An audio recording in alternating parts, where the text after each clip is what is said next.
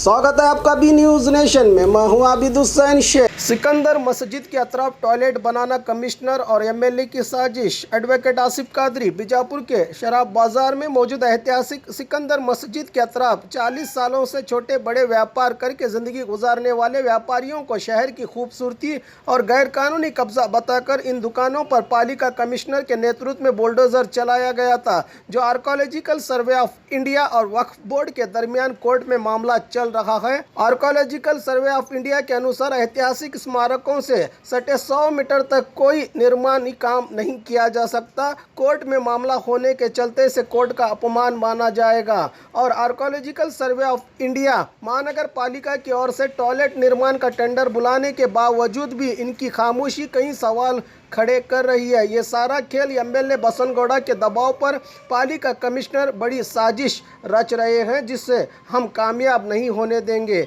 शहर में और भी कई काम है एमएलए को करने के लिए, सब छोड़कर हल्की सियासत करते हुए शौचालय बनाने को लेकर दिलचस्पी राजकीय फ़ायदा उठाने के लिए किया जा रहा है, कहा आज एक प्रेस कॉन्फ्रेंस में एडवोकेट आसिफ कादरी ने।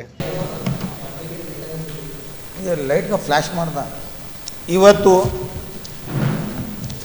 ಈ ಪತ್ರಿಕಾಗೋಷ್ಠಿ ಕರೆಯುವುದು ಮೂಲ ಉದ್ದೇಶ ಹಾಗೂ ವಿಷಯ ಏನಿದೆ ಅಂತಂದರೆ ವಿಜಯಪುರ ನಗರದ ಶರಾಬ್ ಬಜಾರ್ ಹತ್ತಿರ ಇರುವ ಸಿಕಂದರ್ ಮಸೀದಿ ಸೇರಿದ ಆಸ್ತಿಗಳನ್ನು ಅದಕ್ಕೆ ಸಿಕಂದರ್ ಮಸೂತಿಗೆ ಹೊಂದಿಕೊಂಡು ಒಂದು ಲೇನ್ ಇದೆ, ರೋಡ್ ಇದೆ, 10 ಫೀಟಿಂದ ಒಂದು ಪ್ಯಾಸೇಜ್ ಇದೆ. ಅದರಲ್ಲಿ ಸುಮಾರು 50 ವರ್ಷದಿಂದ ಬಡ ಜನರು ದುಡ್ಕೊಂಡು ತಿಂತಿದ್ದರು.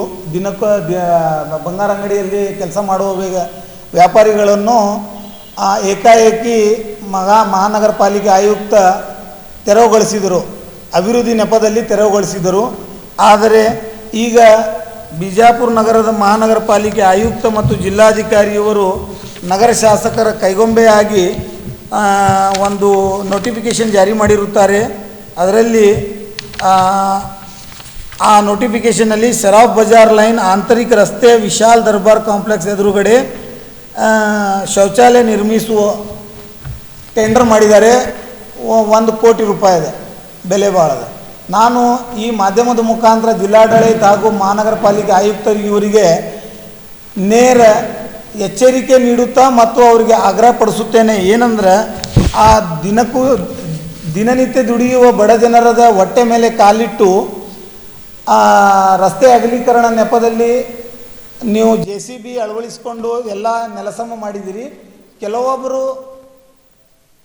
ಶೆಡ್ಜಿಗಳನ್ನು ಖುಷ್ ಮಾಡುವ ಸಂಬಂಧ ಅಥವಾ ಬಸನಗೌಡ ಪಾಟೀಲ್ ಯತ್ನಾಳ್ ಇವರ ಕೈಗೊಂಬೆಯಾಗಿ ಕೆಲಸ ಮಾಡುವ ಅವರು ದುರುದ್ದೇಶವನ್ನು ಯಶಸ್ವಿಗೊಳಿಸಲು 10 ಫುಟ್ ರೋಡ್ನಲ್ಲಿ 8 ಫೂಟಿಂದ ಟಾಯ್ಲೆಟ್ ನಿರ್ಮಾಣ ಮಾಡಲಿಕ್ಕೆ ಮುಂದಾಗಿದ್ದಾರೆ, ಅದನ್ನು ಸಾರ್ವಜನಿಕ ದುಡ್ಡಿನಲ್ಲಿ. ಇದು ಭ್ರಷ್ಟಾಚಾರ ಅಂತ ಮೇಲ್ನೋಟಕ್ಕೆ ಕಂಡುಬರುತ್ತದೆ. ಮತ್ತು ಇದು ಅಲ್ಲದೆ ಆ ಆಸ್ತಿ ಈಗಾಗಲೇ ಪುರಾತತ್ವ ಇಲಾಖೆ ಆಸ್ತಿ ಅಂತ ಘೋಷಣೆ ಆಗಿದೆ. ಮತ್ತು ಪುರಾತತ್ವ ಆಸ್ತಿ ಯಾವಾಗ ಯಾವ ಪುರಾತತ್ವ ಆಸ್ತಿಯನ್ನು ಘೋಷಣೆ ಆಗುತ್ತದೆ, ಆ ಪುರಾತತ್ವ ಇಲಾಖೆ ಆಸ್ತಿಯ 100 ಮೀಟರ್ ಜೀರೋ ಕನ್ಸ್ಟ್ರಕ್ಷನ್ ಇರಬೇಕಂತ ಸೆಕ್ಷನ್ 19 ಆಫ್ ದಿ ಆರ್ಕಿಯಾಲಜಿ ಪುರಾತತ್ವ ಇಲಾಖೆ ಕಾಯ್ದೆ 1958 ಮತ್ತು ತಿದ್ದುಪಡಿ ಕಾಯ್ದೆ 2010 ಸೆಕ್ಷನ್ 19ರಲ್ಲಿ ಸ್ಪಷ್ಟವಾಗಿ ಹೇಳಿದದ. ಕಾಯ್ದೆ ಉಲ್ಲಂಘನೆ ಮಾಡಲಿಕ್ಕೆ ಅಧಿಕಾರಿಗಳಿಗೆ ಯಾವ ಕಾಯ್ದೆ ಅಡ್ಡಿಯಲ್ಲಿ ಅವರು ಕಾಯ್ದೆ ಉಲ್ಲಂಘನೆ ಮಾಡ್ತಾ ಇದ್ದಾರೆ, ಇದು ನನ್ನ ಸವಾಲು. ಒಂದನೇದು. ಎರಡನೇದು, ಮಹಾನಗರ ಪಾಲಿಕೆ ಆಯುಕ್ತ ಆಗಲಿ ಜಿಲ್ಲಾಧಿಕಾರಿ ಆಗಲಿ ಅವರು ರಾಜಕಾರಣಿಗಳದ ಕೈಗೊಂಬೆ ಅಲ್ಲ, ಅವರು ಈ ರಾಜ್ಯದ ಜವಾಬ್ದಾರಿಯುತ ಸ್ಥಾನದೊಳಗೆ ಇದ್ದು ರಾಜ್ಯದ ಜವಾಬ್ದಾರಿಯುತ ಸಾರ್ವಜನಿಕರ ಹಿತವನ್ನು ಕಾಪಾಡಲು ಅವರ ಗುರಿ ಇರಬೇಕಾಗಿದೆ. ಅದು ಅಲ್ಲದೆ ಯಾವುದೇ ರಾಜಕಾರಣಗ ಖುಷ್ ಮಾಡಿ ಕುರ್ಚಿ ಗಟ್ಟಿ ಮಾಡಿಕೊಳ್ಳಲು ಸಾರ್ವಜನಿಕ ಅಧಿಕಾರಿಯ ಕೆಲಸ ಅಲ್ಲ ಅಂತ ನಾನು ಹೇಳಲಿಕ್ಕೆ ಬಯಸ್ತೀನಿ. ಆ ಸಿಕಂದರ್ ಮಸೂತಿ ಆವರಣದಲ್ಲಿ ಶೌಚಾಲಯ ಕಟ್ಟಲು ಯಾವ ಕಾರಣಕ್ಕಾಗಿ ಅಥವಾ ಅವಶ್ಯಕತೆ ಇದೆ, ಇದು ನನ್ನ ಸವಾಲು. ಎರಡನೇದು, ನಗರದ ಅಭಿವೃದ್ಧಿ ಮಾಡುವುದು ಬಿಟ್ಟು ಇಂಥ ಕುತಂತ್ರಕಾರಿ ಕೆಲಸ ಕಾರ್ಯಗಳಲ್ಲಿ ನಗರದ ಆ ಜಿಲ್ಲಾಡಳಿತ ಯಾಕೆ ಸಾಥ್ ನೀಡ್ತಾ ಇದೆ ಮತ್ತು ಇದರಿಂದ ಸಾರ್ವಜನಿಕರಲ್ಲಿ ಗೊಂದಲದ ವಾತಾವರಣ ಯಾಕೆ ಸೃಷ್ಟಿ ಮಾಡ್ತಾ ಇದ್ದಾರೆ.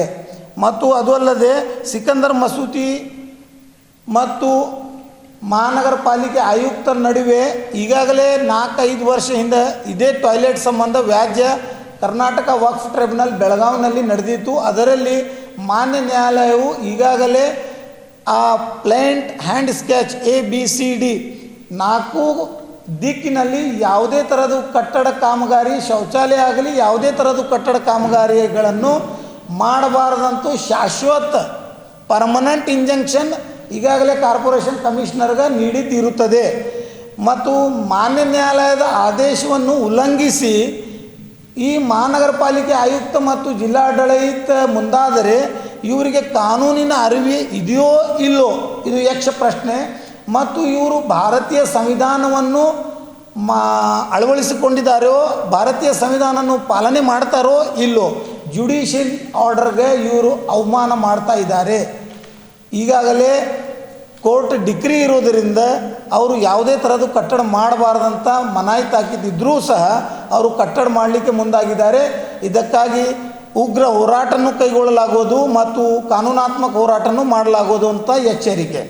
ಮತ್ತು ಅದು ಅಲ್ಲದೆ ಈ ಮಹಾನಗರ ಪಾಲಿಕೆ ಮತ್ತು ನಗರ ಶಾಸಕರ ಅವ್ಯವಹಾರ ಸಾಕಷ್ಟು ಬಾರಿ ನಾನು ಈಗಾಗಲೇ ತಮ್ಮ ಮುಂದೆ ವ್ಯಕ್ತಪಡಿಸಿದ್ದೇನೆ. ಮತ್ತು ಅದು ಅಲ್ಲದೆ ಮಹಾನಗರ ಪಾಲಿಕೆಯವರು ಈ ದೇಶದ ಕಾಯ್ದೆ, ಪುರಾತತ್ವ ಇಲಾಖೆ ಕಾಯ್ದೆಯನ್ನು ಉಲ್ಲಂಘಿಸುತ್ತಿದ್ದಾರೆ. ಆದ ಕಾರಣ ಇದು ಕಾನೂನು ಬಹಿರ್ ಕೆಲಸ ಇದೆ ಅಂತ ನೇರ ಹೇಳಲಿಕ್ಕೆ ಬಯಸ್ತಾ ಇದ್ದೀನಿ. ಯಾಕಂದರೆ ಪುರಾತತ್ವ ಇಲಾಖೆ ಕಾಯ್ದೆ ಪ್ರಕಾರ 100 metre outer boundary of the protected monument, outer boundary of the protected ಮಾನ್ಯುಮೆಂಟದಿಂದ 100 ಮೀಟರ್ ಯಾವುದೇ ಕಟ್ಟಡ ಕೆಲಸ ಕಾರ್ಯಗಳನ್ನು ಮಾಡಬಾರ್ದಂತ ನಿಷೇಧ ಇರ್ತದೆ. 100 ಮೀಟರ್ದಿಂದ 200 ಮೀಟರ್ವರೆಗೆ ಫಸ್ಟ್ ಫ್ಲೋರ್ ಅಥವಾ ಗ್ರೌಂಡ್ ಫ್ಲೋರ್ ಕಟ್ಟಡಕ್ಕೆ ಅದನ್ನು ಪುರಾತತ್ವ ಇಲಾಖೆಯಿಂದ ಅನುಮತಿ ಪಡೆಯಬೇಕು. ಯಾವುದೇ ಪೂರ್ವಾನುಮತಿ ಪಡೆದೇ ಕಾರ್ಪೊರೇಷನ್ದವರು ಏಕಾಏಕಿ ಕಟ್ಟಡ ಮಾಡ್ತಾ ಇದ್ದಾರೆ ಅಂತಂದರೆ ಇದು ಯಾರು ಇದರ ಹಿನ್ನೆಲೆ ಇದ್ದಾರೆ. ಮಹಾನಗರ ಪಾಲಿಕೆ ಆಯುಕ್ತ ತನ್ನ ಕುರ್ಚಿ ಸಂಭಾಳಿಸುವಲ್ಲಿ ಕೆಲಸ ಮಾಡ್ತಾ ಇದ್ದಾರೆಯೋ ಏನು ಕಾನೂನನ್ನು ಗೌರವಿಸುವ ಸಲುವಾಗಿ ಕೆಲಸ ಮಾಡ್ತಾ ಇದ್ದಾರೋ ಇದು ನನ್ನ ಸವಾಲು. ಆಮೇಲೆ ಈ ವಿಷಯ ಕುರಿತು ವಿಜಯಪುರ ನಗರ ಶಾಸಕರ ಹೇಳಿಕೆಗಳು ಹಾಗೂ ಸಹ ಅನುಮಾನ ಹುಟ್ಟಿಸುತ್ತವೆ. ಅದೇ ಭಾಗದಲ್ಲಿ ಶೌಚಾಲಯ ನಿರ್ಮಿಸಿದೆ ಎಂದು ನಗರ ಶಾಸಕರ ಕಳೆದ ಕೆಲವು ದಿನಗಳ ಹಿಂದಷ್ಟೇ ಘೋಷಣೆ ಮಾಡಿದ್ದಾರೆ. ನಗರದಲ್ಲಿ ಅನೇಕ ಮಾಡಬೇಕಾದ ಕೆಲಸ ಕಾರ್ಯಗಳು ಬಾಕಿ ಇದ್ದಾವೆ. ಅದನ್ನು ಹೊರತುಪಡಿಸಿ ಕೇವಲ ಶೌಚಾಲಯ ಕಟ್ಟಡ ಮಾಡಲಿಕ್ಕೆ ಶಾಸಕರು ಆಯ್ಕೆಯಾಗಿದ್ದಾರೆಯೋ ಇದು ನನ್ನ ಪ್ರಶ್ನೆ. ಮತ್ತು ಆರಂಭದ ಶೂರ ಆಗಿದ್ದಾರೆಯೇನೋ. ಮತ್ತು ಅದು ಅಲ್ಲದೆ ಈಗಾಗಲೇ ನಗರ ಶಾಸಕರು ಬಸನಗೌಡ ಪಾಟೀಲ್ ಯತ್ನಾಳ್ ಇವರು ಸುಮಾರು 1,000ಕ್ಕಿಂತ ಹೆಚ್ಚು ಗುದ್ಲಿ ಪೂಜೆ ಮಾಡಿದ್ದಾರೆ. ಶಾಸಕರು ಹಾಗೂ ಅವರ ಮಗ ಸರ್ಕಾರಿ ಕಾರ್ಯಕ್ರಮದೊಳಗೆ ಗುದ್ಲಿ ಪೂಜೆ ಮಾಡಿದ್ದು ಕೆಲಸ ಮಾಡಿರುತ್ತಾರೆ. ಮತ್ತು ಕೆಲಸ ಮುಗಿದಿದ್ದು ಪ್ರಮಾಣ ಪತ್ರ ಇವತ್ತಿನವರೆಗೆ ಶಾಸಕರು ಸಾರ್ವಜನಿಕವಾಗಿ ಬಹಿರಂಗ ಮಾಡಿರುವುದಿಲ್ಲ. ಅದರದ್ದು ಉದಾಹರಣೆ ವಜ್ರ ಹನುಮಾನ್ ನಗರದಿಂದ MB ಪಾಟೀಲ್ರವರ ಮನೆಯವರೆಗೆ 100 ಕೋಟಿ ರೂಪಾಯಿ CC ರಸ್ತೆ ಕಾಮಗಾರಿ ಮುಕ್ತಾಯ ಆಗಿದೆಯೋ ಅಥವಾ ಯಾರೋ ಆ ರಸ್ತೆಯನ್ನು ನುಂಗು ಹಾಕಿದ್ದಾರೆಯೋ ಇದು ಜಿಲ್ಲಾಡಳಿತ ಉತ್ತರಿಸಬೇಕಾಗಿದೆ. ಆಮೇಲೆ ಗಣೇಶ್ ನಗರದಿಂದ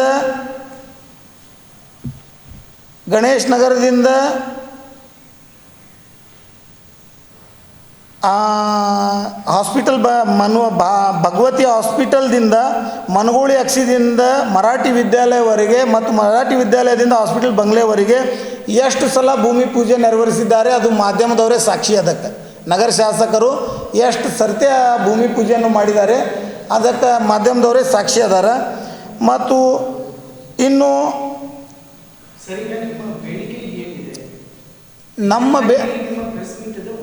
ನಮ್ಮ ಪ್ರೆಸ್ ಮೀಟದ ಉದ್ದೇಶ ಏನಿದೆ ಅಂತಂದ್ರೆ ಈ ವಿಜಯಪುರ ನಗರ ಶಾಸಕರು ಬರೀ ಭಾಷಣದಲ್ಲಿ ಅಭಿವೃದ್ಧಿ ಶಾಸಕರಾಗಿದ್ದಾರೆ. ಕಾರ್ಯರೂಪದೊಳಗೆ ಯಾವುದೇ ಯಶಸ್ವಿಯ ಪೂರ್ವಕವಾಗಿ ಕೆಲಸ ಮಾಡಿಲ್ಲ. ಒಂದು ವೇಳೆ ಅವರು ಕಾರ್ಯರೂಪದೊಳಗೆ ನಗರ ಅಭಿವೃದ್ಧಿ ನಿಜವಾದ ಮಾಡಿದರೆ ನಾವು ಅವರಿಗೆ ಬೆಂಬಲ ಸೂಚಿಸಲಿಕ್ಕೆ ಸಿದ್ಧರಿದ್ದೀವಿ. ಸಿಕಂದರ್ ಮಸೀದಿದ ಕಾಂಟ್ರವರ್ಸಿ ಏನಿದೆ ಅಂತಂದ್ರೆ ಸಿಕಂದರ್ ಮಸೂತಿಯ property title right of title archaeological survey of ಇಂಡಿಯಾದವರು ಅದು ಅವ್ರ ಮಾಲೀಕತ್ವದಲ್ಲಿ ಇದೆ ಅಂತ ಅವರು ಕೇಳ್ತಾ ಇದ್ದಾರೆ. ಮತ್ತು ಸಿಕಂದರ್ ಮಸೂತಿ ಈಗಾಗಲೇ ವಕ್ಫ್ ಆಸ್ತಿ ಅಂತ ಘೋಷಣೆ ಆಗಿದ್ದು ವಕ್ಫ್ ಗೆಜೆಟ್ನಲ್ಲಿ ಡಿಕ್ಲೇರ್ ವಕ್ಫ್ ಪ್ರಾಪರ್ಟಿ ಇರೋದರಿಂದ ವಕ್ಫ್ನ ಕರ್ನಾಟಕ ರಾಜ್ಯ ವಕ್ಫ್ ಮಂಡಳಿಯವರು ಅವರು ತಮ್ಮ ಸ್ವಾಧೀನದಲ್ಲಿ ಇದೆ ಅಂತ ಅವ್ರ ಮಧ್ಯದಲ್ಲಿ ವ್ಯಾಜ್ಯ ಈಗಾಗಲೇ ಹೈಕೋರ್ಟ್ನಲ್ಲಿ ನಡೆದಿದೆ. Still the matter is pending before the court for its adjudication. In between that ಈ ಮಧ್ಯದಲ್ಲಿ ಮಹಾನಗರ ಪಾಲಿಕೆ ಆಯುಕ್ತರು ನಗರ ಶಾಸಕರ ಮಾತು ಕೇಳಿ ಅವರು ಅನೈತಿಕ ಉದ್ದೇಶವನ್ನು ಯಶಸ್ವಿಗೊಳಿಸಲು ಸರ್ಕಾರಿ ದುಡ್ಡನ್ನು ಖರ್ಚು ಮಾಡಿ ಬಡವರ ಅಂಗಡಿಗಳನ್ನು ತೆರವುಗೊಳಿಸಿ ಶೌಚಾಲಯ ನಿರ್ಮಿಸಲಾಗ್ತಾ ಇರೋದು ಇಲ್ಲಿಗಲ್ಲ. ಹೊರಗಡೆ ಅದು ಲೇನ್ ಇದೆಯಲ್ಲ sir, towards northern side, north eastern side ಒಂದು ಲೇನ್ ಇದೆ. Towards southern to northern side, north east side ಒಂದು 10 ಫೀಟ್ ರೋಡ್ ಇದೆ. ಕಂಪೌಂಡ್ ಹೊರಗಡೆ ನನ್ನ ಮಾಧ್ಯಮ ಪತ್ರಿಕಾಗೋಷ್ಠಿ ಮುಖಾಂತರ ನನ್ನ ಪುರಾತತ್ವ ಇಲಾಖೆ ಎಲ್ಲಿ ಮಲಗಿದ್ದಾರೆ ಅವರು ಎಚ್ಚರಿಕೆ ಮಾಡುವ ಸಂಬಂಧ ನಾನು ಪತ್ರಿಕಾಗೋಷ್ಠಿ ಕರೆದಿದ್ದೆ. ಏನು ಆರೋಪ ಮಾಡ್ತಾ ಇದ್ದಾರೆ ಅಂತಂದರೆ, ಈಗ ಪುರಾತತ್ವ ಇಲಾಖೆ ಮತ್ತು ಮಹಾನಗರ ಪಾಲಿಕೆ ಮತ್ತು ನಗರ ಶಾಸಕರು ಕೂಡಿಕೊಂಡು ಆ 10 ಫೀಟ್ ರೋಡನ್ನು ಒತ್ತುವರಿ ಮಾಡ್ತಾ ಇದ್ದಾರೆ. ಒತ್ತುವರಿ ಮಾಡುವುದಲ್ಲದೆ ಪುರಾತತ್ವ ಇಲಾಖೆಯವರು ಕಣ್ಮುಚ್ಚಿ ಯಾಕೆ ಮಲಗಿದ್ದಾರೆ, ಮತ್ತು ಅದಲ್ಲದೆ 100 ಮೀಟರ್ ಯಾವಾಗ ವಕ್ಫ್ ಆಸ್ತಿಯ ವಕ್ಫ್ ಸ್ವತ್ತಿನಲ್ಲಿ ಮಸೂತಿಯ ಶಾಪಿಂಗ್ ಕಾಂಪ್ಲೆಕ್ಸ್ ನಿರ್ಮಾಣ ಆಗ್ತಾ ಇತ್ತು, ಆ ವೇಳೆಯಲ್ಲಿ ಪುರಾತತ್ವ ಇಲಾಖೆಯವರು ಇಂಟ್ರೀಮ್ ಇಂಜೆಕ್ಷನ್ ತೊಗೊಂಡು ಬಂದಿದ್ರು. ಅದರ ಮೇಲೆ ಯಾವುದೇ ಕಟ್ಟಡ ವಕಫ್ ವತಿಯಿಂದ ಆಗಬಾರ್ದು ಅಂಥೇಳಿ. ಅದೇ ರೀತಿ ಆ ಸುತ್ತಮುತ್ತ ಇದ್ದ ಎಲ್ಲ ಮಾರ್ವಾಡಿ ಜನಾಂಗ ಮತ್ತು ಶೇಡ್ಜಿಗಳದು ಅಂಗಡಿಗಳು ದೊಡ್ಡ ದೊಡ್ಡ ಬಿಲ್ಡಿಂಗ್ಗಳನ್ನು ಕಟ್ಟಿದ್ದಾರೆ. ಅದಕ್ಕೆ ಮಹಾನಗರ ಪಾಲಿಕೆಯವರು ಯಾವ ಕಾಯ್ದೆ ಅನುಸರಿಸಿದ್ದಾರೆ, ಅದು 100 ಮೀಟರ್ ರೇಡಿಯಸ್ 100 ಮೀಟರ್ ಕಟ್ಟಡ ಆಗಬಾರ್ದಂತ ಯಾವಾಗ ಕಾಯ್ದೆ ಹೇಳ್ತದೆ, ಒಂದು ಕಣ್ಣಿಗೆ ಬೆಣ್ಣೆ ಇನ್ನೊಂದು ಕಣ್ಣಿಗೆ ಸುಣ್ಣ ಯಾಕು ಅಂತ ನನ್ನ ಪ್ರಶ್ನೆ. ಮಹಾನಗರ ಪಾಲಿಕೆ ಆಯುಕ್ತ ಮತ್ತು ಜಿಲ್ಲಾಧಿಕಾರಿ ಮತ್ತು ಪುರಾತತ್ವ ಇಲಾಖೆ ಈ 3 ಇಲಾಖೆ ಜವಾಬ್ದಾರಸ್ಥ ಇಲಾಖೆಯವರು 100 ಮೀಟರ್ ಕಟ್ಟಡ 100 ಮೀಟರ್ ಒಳಗಡೆ ಭವ್ಯ ಕಟ್ಟಡಗಳು ಅದಾವಲ್ಲೇ, ಅದು ಸಿಕಂದರ್ ಮಸೂತಿ ಅಲ್ಲದೆ ಅಕ್ಕಪಕ್ಕದಲ್ಲಿ ಸರೌಂಡ್ 100 ಮೀಟರ್ ಭವ್ಯ ಕಟ್ಟಡಗಳು ಅದಾವ. ಅದನ್ನು ಯಾಕೆ ಇವತ್ತಿನವರೆಗೆ ತೆರವುಗೊಳಿಸಲಿಲ್ಲ? ಅದು ಶೇಡ್ಜಿಗಳು ನಗರ ಶಾಸಕರಿಗೆ ಚುನಾವಣೆಗೋಸ್ಕರ ಫಂಡಿಂಗ್ ಮಾಡ್ತಾರಂತ ಬಿಟ್ಟಿದ್ದಾರೋ ಅಥವಾ ಬಡವರಿಗೆ ಕಾನೂನು ಅನುಸರಿಸ್ತದೆಯೋ? ಇದು ನನ್ನ ಜಿಲ್ಲಾಡಳಿತಕ್ಕೆ ಜಿಲ್ಲಾಧಿಕಾರಿಗೆ ನೇರ ಪ್ರಶ್ನೆ. ನನ್ನ ಪ್ರಶ್ನೆ ಇರೋದು ಏನಿದೆ ಅಂತಂದ್ರೆ, ಬಡವರಿಗೆ ಒಂದು ಕಾಯ್ದೆ, ಶ್ರೀಮಂತರಿಗೆ ಒಂದು ಕಾಯ್ದೆ ಯಾಕೆ? ಪುರಾತತ್ವ ಇಲಾಖೆ ಕಾಯ್ದೆ ಅನುಷ್ಠಾನ ಮಾಡುವುದು ಜವಾಬ್ದಾರಿ ಕರ್ತವ್ಯ ಜಿಲ್ಲಾಧಿಕಾರಿಗೆ ಇದೆ. ಟಾಸ್ಕ್ ಫೋರ್ಸ್ ಕಮಿಟಿ ಚೇರ್ಮನ್ ಜಿಲ್ಲಾಧಿಕಾರಿಯವರೇ ಇದ್ದಾರೆ. ವಕಫ್ ಟಾಸ್ಕ್ ಫೋರ್ಸ್ ಕಮಿಟಿ ಚೇರ್ಮನ್ನು ಜಿಲ್ಲಾಧಿಕಾರಿನೇ ಅದಾರ. ಮಹಾನಗರ ಪಾಲಿಕೆ ಆಡಳಿತಾಧಿಕಾರಿನೂ ಜಿಲ್ಲಾಧಿಕಾರಿನೇ ಅದಾರ. ಜಿಲ್ಲಾಧಿಕಾರಿಗಳು ನಗರ ಶಾಸಕರ ಕೈಗೊಂಬೆ ಆಗಿದ್ದಾರೆಯೋ ಅಥವಾ ಜಿಲ್ಲಾಧಿಕಾರಿಗಳು ಕಾನೂನನ್ನು ಪರಿಪಾಲನೆ ಮಾಡುವ ಒಬ್ಬ ಸಕ್ಷಮ ಪ್ರಾಧಿಕಾರ ಆಗಿದ್ದಾರೆಯೋ? ಇದು ನನ್ನ ಪ್ರಶ್ನೆ. ಸರ್, ಈಗ ನೀವು ಏನು ಬಯಸ್ತೀರಾ, ಅಲ್ಲಿ ಟೆಂಪ್ಲೇಟ್ ರೋಡಲ್ಲಿ ಏನು ಬಯಸ್ತೀರಾ, ಮತ್ತು ಅದು ಉದ್ದೇಶ ಈಡೇರಲಿಲ್ಲ ಅಂತಂದರೆ ಯಾವ ಕ್ರಮನ ನೀವು ಕೈಗೊಳ್ತೀವಿ? ನೋಡ್ರಿ, ಈಗಾಗಲೇ ಕೋರ್ಟ್ ಆರ್ಡರ್ ಇದೆ. ಆ 10 ಫೀಟ್ ರೋಡ್ನಲ್ಲಿ ಯಾವುದೇ ಥರದ್ದು ಕಟ್ಟಡ ಮಾಡಬಾರ್ದು ಅಂಥೇಳಿ ಈಗಾಗಲೇ ಕೋರ್ಟ್ ಡಿಕ್ರಿ ಇದೆ. ಕೋರ್ಟ್ ಆದೇಶ ಉಲ್ಲಂಘನೆ ಮಾಡ್ತಾ ಇದ್ದಾರೆ ಅಧಿಕಾರಿಗಳು ಅಂತಂದರೆ ಇದು ಯಾವ ದೇಶದಲ್ಲಿ ಇವರಿದ್ದಾರೆ? ಇವರು ಅಫ್ಘಾನಿಸ್ತಾನ್ನಲ್ಲಿ ಕರ್ತವ್ಯ ಮಾಡ್ತಾ ಇದ್ದಾರೋ, ಪಾಕಿಸ್ತಾನ್ನಲ್ಲಿ ಕೆಲಸ ಮಾಡ್ತಾ ಇದ್ದಾರೋ, ಏನು ಭಾರತ ದೇಶದಲ್ಲಿ ಸಂವಿಧಾನ ಒಳಗಡೆ ಕೆಲಸ ಮಾಡ್ತಾ ಇದ್ದಾರೆ ಅಂತ ನನ್ನ ನೇರ ಪ್ರಶ್ನೆ ಜಿಲ್ಲಾಧಿಕಾರಿಗೆ ಮತ್ತು ಮಹಾನಗರ ಪಾಲಿಕೆ ಆಯುಕ್ತರಿಗೆ ಇದೆ. ಮಹಾನಗರ ಪಾಲಿಕೆ ಆಯುಕ್ತ ಮತ್ತು ಜಿಲ್ಲಾಧಿಕಾರಿಗೆ ನನ್ನ ನೇರ ಪ್ರಶ್ನೆ ಏನಿದೆ ಅಂದ್ರೆ, ನಗರ ಶಾಸಕ ಏನು ತಾಲಿಬಾನ್ ಅದಾನೋ, ಬಸನಗೌಡ ಪಾಟೀಲ್ ಯತ್ನಾಳ್ ತಾಲಿಬಾನ್ ಅದಾರೋ, ಏನು ಇವರು ತಾಲಿಬಾನ್ ರಿಜಿಮ್ದೊಳಗೆ ಕೆಲಸ ಮಾಡ್ತಾ ಇದ್ದಾರೋ? ಕಾನೂನಿನಲ್ಲಿ ಕೋರ್ಟ್ ಡಿಗ್ರಿ ಇದೆ ಮತ್ತು ಪುರಾತತ್ವ ಇಲಾಖೆ 100 ಮೀಟರ್ ರೇಡಿಯಸ್ 100 ಮೀಟರ್ದೊಳಗೆ ಯಾವುದೇ ಕಟ್ಟಡ ಮಾಡಬಾರ್ದಂತ ನಿರ್ಬಂಧ ಕಾಯ್ದೆ ಇದೆ, ಸ್ಪೆಸಿಫಿಕ್ ಕಾಯ್ದೆ ಇದೆ. ಅದನ್ನು ಅನುಷ್ಠಾನ ಮಾಡೋದು ಜಿಲ್ಲಾಧಿಕಾರಿದ ಕರ್ತವ್ಯ ಜವಾಬ್ದಾರಿ ಇದೆ. ಅದನ್ನು ಮರೆಮಾಚಿ ಇವರು ತಮ್ಮ ಕುರ್ಚಿ ಗಟ್ಟು ಮಾಡಿಗೋಸ್ಕರ ಮತ್ತು ಪೋಸ್ಟಿಂಗ್ ಸಂಬಂಧ ಜಿಲ್ಲಾಧಿಕಾರಿಯವರು ಕೈಗಂಬೆಯಾಗಿ ಕೆಲಸ ಮಾಡ್ತಾ ಇದ್ದಾರೆ ಅಂತ ಕೇಳಲಿಕ್ಕೆ ಮಾಧ್ಯಮದ ಮುಖಾಂತರ ನನ್ನ ನೇರ ಸವಾಲಿದೆ. ಮತ್ತು ಅದು ಅಲ್ಲದೆ ಈ ನಗರ ಶಾಸಕರು ಈಗಾಗಲೇ ರಾಜ್ಯದ ಮಾಜಿ ಮುಖ್ಯಮಂತ್ರಿಗಳಾದ ಯಡಿಯೂರಪ್ಪದಿಂದ ಹಿಡಿದು ಸಂಘ ಪರಿವಾರಕ್ಕೆ ಮತ್ತು BJP ಹಲವಾರು ನಾಯಕರಿಗೆ ಹಾಗೂ ಅಬ್ದುಲ್ ಹಮೀದ್ ಮುಷ್ರಿಫ್ದಿಂದ ರಾಹುಲ್ ಗಾಂಧಿಯವರಿಗೆ ಮತ್ತು BJPಯ ಎರಡು ಕಣ್ಣಾದ honourable prime minister Narendra Modi ಹಾಗೂ ಅಮಿತ್ ಶಾ ಇವ್ರಿಗೆ ಹಿಡ್ಕೊಂಡ ಮಾಧ್ಯಮದವರಿಗೆ ಹಾಗೂ ಸ್ವಾಮೀಜಿಗಳ ಬಗ್ಗೆ ಆರೋಪ ಪ್ರತ್ಯಾರೋಪ ಮಾಡಿದ್ದು ತಾವೆಲ್ಲ ನೋಡಿದಿರಿ. ಆದರೆ ನನ್ನ ಬಸನಗೌಡ ಪಾಟೀಲ್ ಯತ್ನಾಳ ನಗರ ಶಾಸಕರು ಇವರಿಗೆ ನೇರ ಸವಾಲೇನಿದೆ, ನೀವು ಆರೋಪ ಪ್ರತ್ಯಾರೋಪ ಇವರೆಲ್ಲರಿಗೆ ಮಾಡಿದಿರಿ. ಆದರೆ ಬೆಂಗಳೂರು ಸಿಟಿ ಸಿವಿಲ್ ಕೋರ್ಟ್ನಲ್ಲೇ ನಡ್ತಕ್ಕಂಥ 28ನೇ ನ್ಯಾಯಾಲಯದೊಳಗೆ ನೀವು ಹಾಕಿರುವ ಮೊಕದ್ದಮೆ ಯಾವುದು ಮತ್ತು ಮಾಧ್ಯಮದ ವಿರುದ್ಧ ನೀವು ತಂದಿರೋದು ತಾತ್ಕಾಲಿಕ ಮನಾಯಿ ತಾಕೀತ್ ಯಾವ ಉದ್ದೇಶಕ್ಕಾಗಿ ಮತ್ತು ಆ ಪ್ರಕರಣದೊಳಗೆ ಅಂಥದ್ದು ಏನಿದೆ, ಗೌಪ್ಯವಾದ ವಿಷಯ ಏನಿದೆ ಅದು ಅಲ್ಲದೆ ಮತ್ತು ಮೊನ್ನೆ ಸ್ವರ್ಣ ನ್ಯೂಸ್ ಚಾನಲ್ದೊಳಗೆ ಆ ನ್ಯೂಸನ್ನು ಟೆಲಿಕಾಸ್ಟ್ ಆಗಿತ್ತು. ಬಸನಗೌಡ ಪಾಟೀಲ್ ನಗರ ಶಾಸಕರು ಬಸನಗೌಡ ಪಾಟೀಲ್ ಯತ್ನಾಳ್ ಅವರು ತಾತ್ಕಾಲಿಕ ತಡೆಯಾಜ್ಞೆಯನ್ನು ಮುಂದುವರಿಸಲಿಕ್ಕೆ ಅರ್ಜಿಯನ್ನು ಸಲ್ಲಿಸಿದ್ದಾರೆ. ಆ ತಾತ್ಕಾಲಿಕ ಮನಾಯಿ ತಾಕೀತು ಯಾವ ಉದ್ದೇಶಕ್ಕಾಗಿ ಮುಂದುವರಿಸುವುದು ಅವಶ್ಯಕತೆ ಆಯಿತು. ಇದು ಬಿಜಾಪುರ ನಗರದ ನಾಗರಿಕರು ಮತ್ತು ಸಾರ್ವಜನಿಕರು ಗೊಂದಲದೊಳಗಿದ್ದಾರೆ. ಅದಕ್ಕಾಗಿ ಮಾನ್ಯ ನಗರ ಶಾಸಕರು ಯಾವ ತಡೆಯಾಜ್ಞೆ ಇದೆ, ಆ ವಿಷಯ ಏನಿದೆ ಅದನ್ನು ಸಾರ್ವಜನಿಕವಾಗಿ ಬಹಿರಂಗಪಡಿಸ್ಬೇಕಂತ ನನ್ನ ಆಗ್ರಹ ಬಸನಗೌಡ ಪಾಟೀಲ್ ಯತ್ನಾಳ್ ಅವರಿಗೆ ನೇರ ಇದೆ. ಆಮೇಲೆ ಎರಡನೇ ಇಂಪಾರ್ಟೆಂಟ್ ವಿಷಯ ಏನಿದೆ ಅಂದರೆ, ಈಗ ಗಣೇಶ ಹಬ್ಬದ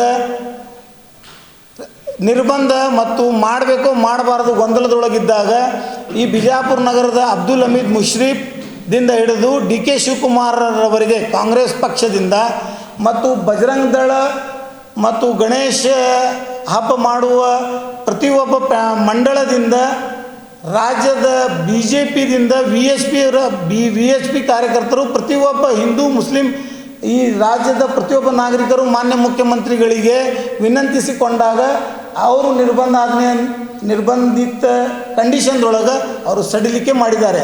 ಆದರೆ ಯಾರೋ ಮಾಡಿದ ಕೆಲಸಕ್ಕೆ ಯಾರೋ ಮಾಡಿದ ವಿನಂತಿಗಳಿಗೆ ನಗರ ಶಾಸಕರು ತನ್ನ ಬೆನ್ನು ಬಡ್ಕೊಂಡು ನನಗೆ ಮುಖ್ಯಮಂತ್ರಿಯವರು ಕರೆ ಮಾಡಿ, ಬಸನಗೌಡ್ರೆ ನಿಮ್ಮ ವಿನಂತಿ ಪರವಾಗಿ ನಾನು ಗಣೇಶ ಚತುರ್ಥಿ ಮಾಡಲಿಕ್ಕೆ ನಿರ್ಬಂಧಗಳನ್ನು ಸಡಿಲಿಕೆ ಮಾಡಿದ್ದೀನಿ, ನಾನು ಅದು ಮಾಡಿದ್ದೀನಿ, ನನಗೆ ಮುಖ್ಯಮಂತ್ರಿಯವರು ಫೋನ್ ಮಾಡಿದ್ದಾರೆ, ನನಗೆ ಪ್ರಧಾನಮಂತ್ರಿಯವರು ಫೋನ್ ಮಾಡಿದ್ದಾರೆ ಅಂತ ಮಂದಿಗೆ ಮೂರ್ಖ ಮಾಡೋದು ಬಿಡಬೇಕು ಅಂತ ನಂದ ನಗರ ಶಾಸಕರಿಗೆ ನೇರ ಆಗ್ರಹ ಇದೆ. ಮತ್ತು ನಗರ ಶಾಸಕರು ಸುಳ್ಳಿನ ಸರ್ದಾರ ಆಗು ಬಿಟ್ಟು ನಿಜವಾದ ಕಾರ್ಯಶೀಲ ಶಾಸಕ ಆಗಬೇಕು ಅಂತ ನನ್ನ ಆಗ್ರಹ ಇದೆ. ಇದು ಗಣೇಶ ಚತುರ್ಥಿಗೆ ಯಾರ್ದೂ ಆಕ್ಷೇಪಣೆ ಇಲ್ಲ. ಗಣೇಶ ಚತುರ್ಥಿ ಮಾಡಲಿಕ್ಕೆ ಈ ರಾಷ್ಟ್ರದ ಪ್ರತಿಯೊಬ್ಬ ನಾಗರಿಕರು ಸಾಥ್ ಕೊಡ್ತಾ ಇದ್ದಾರೆ ಮತ್ತು ಅತಿ ವಿಜೃಂಭಣೆಯಿಂದ ಗಣೇಶ ಹಬ್ಬವನ್ನು ಮಾಡ್ತಾ ಇದ್ದಾರೆ. ಇದಕ್ಕೆ ಬಸನಗೌಡರು ಕ್ರೆಡಿಟ್ ತಗೊಳ್ಳೋ ಸಂಬಂಧ ಇದು ಏನು ಮಾಡ್ತಾ ಇದ್ದಾರೆ, ಇದು ಮಾಡಬಾರ್ದು ಅಂಥೇಳಿ ನನ್ನ ಆಗ್ರಹ ಇದೆ. ಆಮೇಲೆ ಬಸನಗೌಡ ಪಾಟೀಲ್ ಯತ್ನಾಳ್ ಇವರು ಈಗಾಗಲೇ ಸಾಕಷ್ಟು ಬಾರಿ ಸ್ಪಷ್ಟವಾಗಿ ಹೇಳಿದ್ದಾರೆ, ನನಗೆ ಸಾಬ್ರು ನನ್ನ ಕಡೆ ಬರಬಾರ್ದು, ಸಾಬ್ರದ ನಾವು ಯಾವುದೂ ಮಾತು ಕೇಳೋದಿಲ್ಲ ಅಂಥೇಳಿ. ಆದರೆ ಇವಾಗ ಬಿಜಾಪುರ ನಗರದ ಹಲವಾರು ಪೋಸ್ಟ್ ಸಾರ್ವಜನಿಕ ಸೇವೆಯಲ್ಲಿ ಇರ್ತಕ್ಕಂಥ ಹಲವಾರು ಅಧಿಕಾರಿಗಳನ್ನು ಮುಸಲ್ಮಾನರನ್ನು ಬಸನಗೌಡ ಪಾಟೀಲ್ ಯತ್ನಾಳ್ ಅವರು ತಂದಿದ್ದಾರೆ. ಅದರದ್ದು ಉದಾಹರಣೆ ಸಾಕಷ್ಟು ನಿಮ್ಮಲ್ಲೇ ಇದೆ. ನನ್ನ ಬಸನಗೌಡ ಪಾಟೀಲ್ ಯತ್ನಾಳ್ ಇವರಿಗೆ ನೇರ ಪ್ರಶ್ನೆ ಏನಿದೆ, ಅವರಿಂದ ದುಡ್ಡು ತಗೊಂಡು ಅವರಿಗೆ ಶಿಫಾರಸು ಮಾಡಿದ್ದೀರಿ ಅಥವಾ ಇದು ಸೆಕ್ಯುಲರಿಸಮದ ಒಂದು ಸಿಗ್ನಲ್ ಕೊಡ್ತಾ ಇದ್ದೀರಿ ಸಾರ್ವಜನಿಕರಿಗೆ ಅಂತ ಬಹಿರಂಗ ಮಾಡಬೇಕಂತ ನನ್ನ ಆಗ್ರಹ.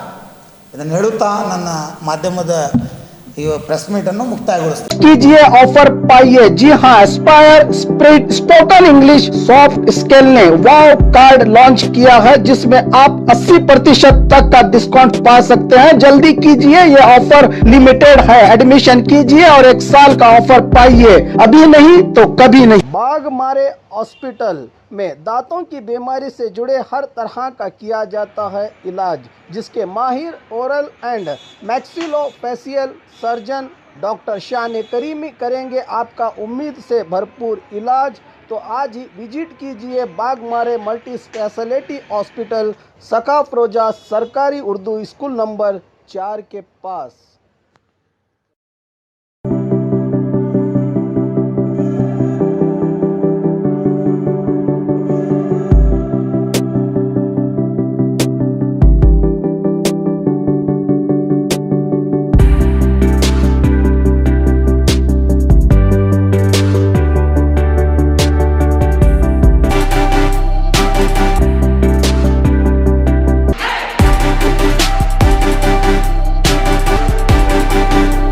यहाँ बच्चों के सारे ऑपरेशंस की फैसिलिटी है हमारे पास।